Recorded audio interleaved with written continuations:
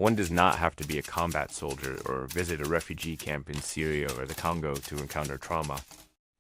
This is how Bessel van der Kolk, the author of The Body Keeps the Score, opened his book.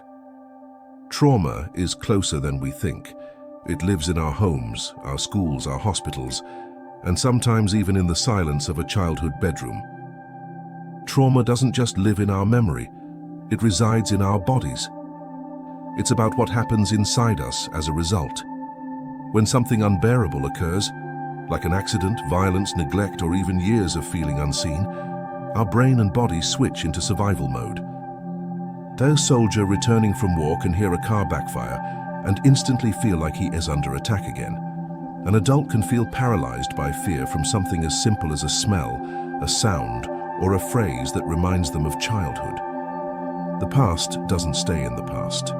The body relives it again and again.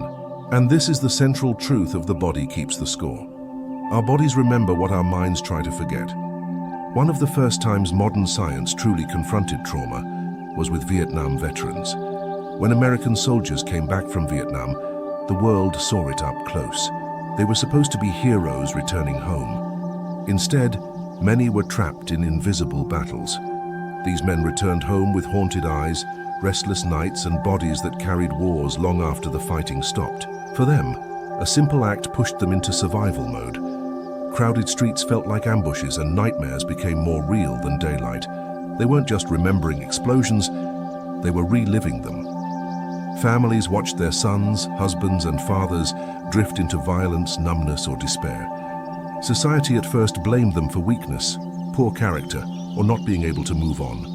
But the pain was too consistent and too undeniable.